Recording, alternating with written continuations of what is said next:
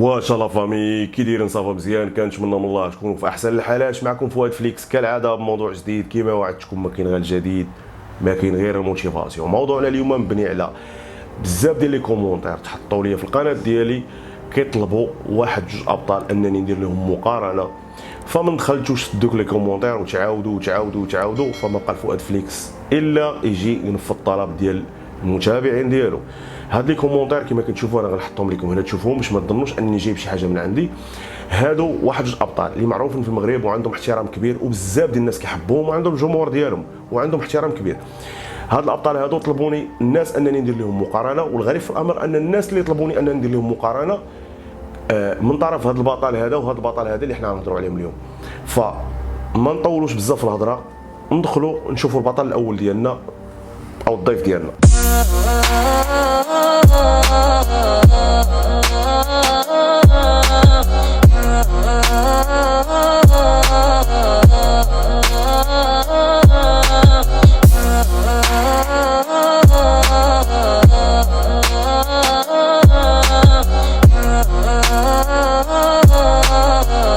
وكما شفتوا الدراري ان الضيف ديالنا ديال هذه الحلقه هذه هو اسامه البوخ. كما كتعرفوا ان اسامه البوخ من الابطال المغرب اللي معروف وعنده احترام كبير والناس بغات تشوفوه في مقارنه مع واحد البطل، وهذا حقهم. حنا دابا ما غادي نضروا لا اسامه البوخ لا الشخص الثاني. الشخص الثاني خصنا نعرفوه اللي هو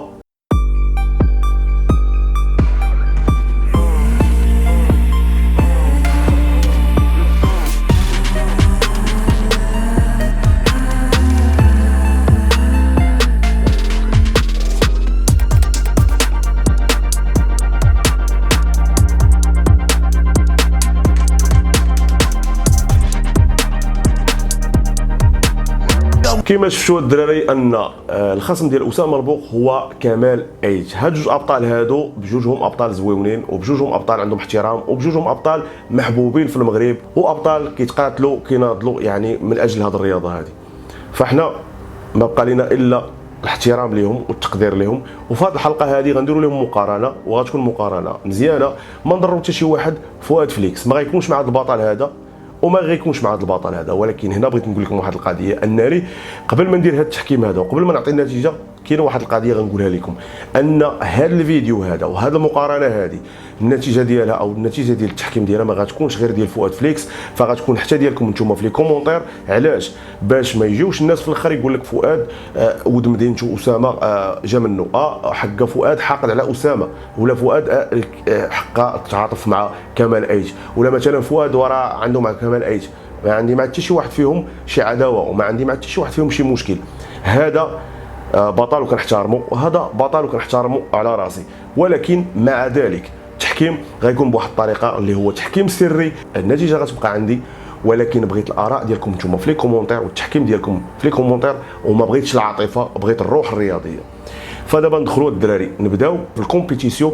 والكومبيتيسيون غتكون عباره على مقارنه ديال جوج بوزات بحال في التصويره، وغادي نشوفوا هذا البطل وهذا البطل وكل شيء غيكون واضح وغيكون كل شيء كما كنقول بالشفافيه والمصداقيه. نبداو الدراري التصويره الاولى. كما شفتوا الدراري التصويره الاولى ديال هاد جوج ابطال هادو تصويره جميله بزاف، بجوجهم عندهم السيمتريه وبجوجهم عندهم جينات زويونين. اللهم بارك. فالاحترام والتقدير لهاد جوج ابطال هادو.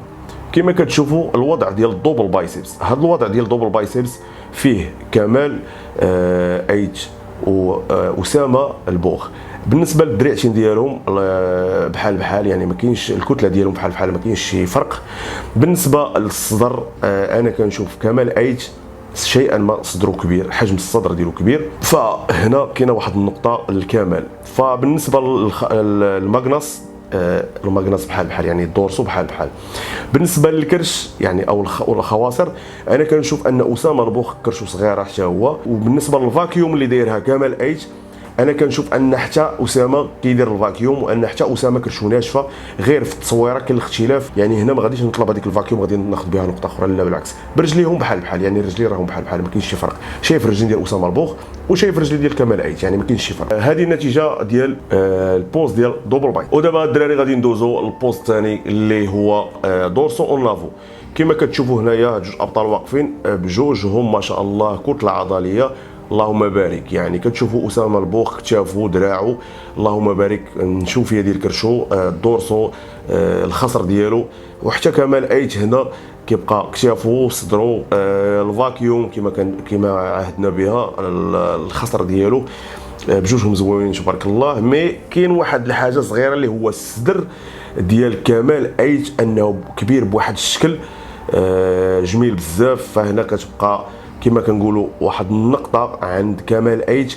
فاحنا ما غاديش نحكروا على حوايج البساط، لان كمال ايت في هاد التصاور هادو كان كيبريباري غير باش نكونوا واضحين، وحتى هو كيتصور بكاميرا هنا في هذا الوضع بروفيشن، وكيتصور في واحد الاضاءه اللي كتزيد تلعب على كما كنقولوا على النظر ديال الشخص. فانا كنعرف هذا الشيء لان انا كنصور، انا كنعرف هذا الشيء. اسامه البوخ لا مصور في اضاءه عاديه، فهنا راه حتى التصويره كتجذب الانتباه. فهنا نقطه واحده ديال الصدر كتبقى عند كمال ايت، فهنا كمال ايت كيتغلب على اسامه بجوج نقطات من خلال التصويره الاولى والثانيه. فغادي ندوزو دابا التصويره الثالثه وغنشوفوا الوضع الثالث ديال هاد الابطال هادو. فاحنا دابا جينا الصدر جانبي، كما كتشوفوا الابطال الصدر جانبي ما شاء الله بجوج مزويونين، كدراع ككتف بجوجهم زويونين، كصدر انا كصدر هنا بجوج زوينين، ولكن كحجم الصدر من الجنب كنعطيها لاسامه لان الصدر ديال كمال ايت نازل. لكن كخواصر كمال ايت خواصر ديالو ناشفه بزاف، ولكن راه حنا قلنا هنا غادي ناخذوا بالنا من ديك القضيه ديال ان كمال كيبريباري هنا واسامه لا. فانا هنايا في هذا البوز كنعطي النقطه لاسامه، لان اسامه البوخ هنا في هذا البوز مزيان. يعني هنا دابا حنا كنقولوا نقطتين للنقطه، يعني اسامه البوخ نقطه وكمال ايت جوج نقطات. ودابا غادي ندوزو البوز الرابع ونشوفوا شنو غنديروا. كاينه هنا دابا التصويره ديال الظهر، فغادي نشوفوا حنا هنايا ان الكتله العضليه ديال كمال والعمق العضلي ديال كمال في هذه التصويره هذه باين وواضح بزاف. هنا كنشوفوا ان اسامه البوخ حتى هو عنده كتله عضليه في ظهره، حتى هو عنده حجم، ولكن ماشي بالكثافه اللي عند كمال ايت. فهنا كتزاد للاسف نقطه اخرى لكمال ايت، فكيوليو 3 نقاط للنقطه. ودابا غادي ندوزو البوز اللي هو الدوبل بايسبس اوناريال. بوز دوبل بايسبس اوناريال كما كتشوف في التصويره، وهنا الابطال بجوجهم كيبانوا زواونين ما شاء الله. غادي نرجع وغنذكر الناس، لان الناس كاين اللي ما كيعرفوش، كاين اللي كيعرفوا هذا الشيء اللي كنقول، ان التصاور هنا بطل كيتصور بكاميرا بروفيشن وكيتصور في اضاءه، واسامه هنا مصور عادي في الجيم ما كاين لا اضاءه لا والو. فخصنا ناخذوا بالاعتبار ديال هذه اللعيبه هذه، لان انا كما قلت لكم راني عندي مع التصوير فراه كنفهم في هذا الشيء. فانا هنا كنشوفهم بجوجهم هاد الابطال بحال بحال، ما كاينش كتله الكتاف، الدراع، الترباس الخلفي، المقنص الخلفي، لومبير من التحت. هاد الابطال بجوج مزوونين، لان كندير واحد المراعاه ان كمال ايت هنا كيبريباري الدراري باش ما نساوش. هنا كمال ايت كيبريباري واسامه ما كيبريباريش هنايا. فراه غالبا اسامه ايت غيكون عنده واحد سميتو العمق عضلي مع التصوير اللي هو بكاميرا مع الاضاءه. هنا اسامه كيفتقد لهاد ثلاثه الحوايج، ما كيبريباريش، كيتصور عادي وفي الجيم بدون اضاءه. فبجوجهم عندهم كتله، لان كنشوف التقاسيم ديال الظهر انا كنحكر على التقاسيم والعضلات تكون موجوده، فبجوجهم زويونين. وهنا دابا غادي ندوزو النتيجه باقا كما هي. فغادي ندوزو لواحد القضيه اللي هي البوز دوبل بايسبس اوناريال كلاسيك. وهذا البوز هذا راه معروف، فعيت ما نقلب في التصاور ديال كمال ايت ما لقيتش شي دوبل بايسبس اوناريال كلاسيك، فكي لقيت الشبيه ديالها. فبجوجهم تبارك الله هنا زواونين بجوجهم اللهم بارك، يعني كتله عضليه رهيبه بجوج لهاد الابطال هذو، الاحترام كامل الاحترام يعني. فما لقيتش ما نقول في هاد التصويره بجوجهم عندهم الصلاحيه، بجوجهم عندهم نقطه نقطه، فاللهم بارك يعني. ما لا كما كنقولوا النقاط غيبقاو في بلاصه ما غيتغيروش. فدابا الدراري غادي ندوزو لبوز اخر اللي هو الضغط على عضلات الظهر، باش نشوفوا شكون اللي عنده كتله عضليه في ظهره. فعاوتاني كما كنقول لكم هنا كنشوف ان الابطال بجوجهم، لان اسامه ما ضغطش على ظهره بالطريقه اللي ظهر بها ضغط بها كمال، لان كون نزل يديه كان غيكون الوضع حاجه اخرى. ولكن حتى هنا بجوجهم بحال بحال، ما كاينش الفرق. انا كنشوف العمق العضلي وكنشوف الطريقه باش داير البوز، مع العلم انني كنراعي ان واحد كيبريباري وعنده عمق عضلي وواحد راه ما كيبريباريش، ومع ذلك عنده نشافه زوينه وعنده عضلات بارزه برا. فهنا الدراري غادي ندوزو للوضع العادي ديال الوقفه ديال الفيزيك اللي هي واقفه عادي، وغادي نشوفوا هاد الابطال بجوج كما كتشوفوا في التصويره. صراحه هنا ما غاديش، مع كل احترام للاخ اسامه ماشي ضده، مع الاحترام ليه، مع الاحترام انا كنعاودها ليه، ان كمال عيش متغلب عليه في جميع النقاط في هذه التصويره هذه، سواء في الخصر، سواء في البطن، سواء في الفايبر ديال الصدر والكتاف، سواء في اي حاجه. فبصراحه الدراري نتوما اللي اختاريتوا هاد الابطال هادو، فكنتو تراعيو ان هاد البطل مبريباري وناشف، وهاد البطل راه ما مبريباريش. ودخلت لسوء الحظ ديالو، دخلت الانستغرام ديالو راني لقيت هادشي اللي كاين. ودخلوا نتوما شوفوا بعينيكم باش ما تقولوش مثلا انا حاقد على هاد البطل، بالعكس كل احترام وكل تقدير. ودابا الدراري غادي نحطوا فيديو صوت وصوره وحركه. علاش؟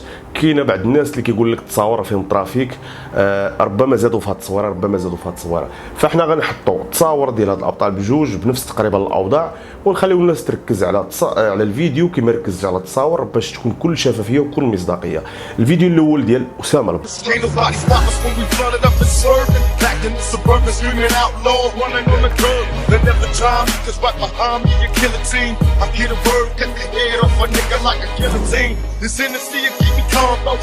كما شفتوا الفيديو ديال اسامه البوخ شفتوه كامل صوت وصوره.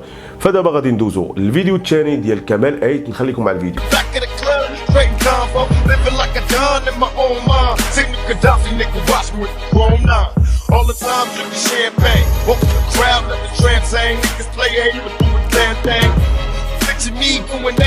down the one way, stuck in the trunk, caught gunplay, so I gotta keep my eyes open, getting high. كما شفتوا الفيديو ديال كمال عيد حتى هو كما شفنا ديال اسامه البوخ. هاد جوج ابطال كما قلت لكم عندهم سيمتري وجينات زويونه بزاف، كل احترام والتقدير باقي كنقولها. فدابا جات اللقطه ديال غنقول لكم ان فؤاد فليكس ما غاديش يقول لكم النتيجه ديال هاد المقارنه. علاش؟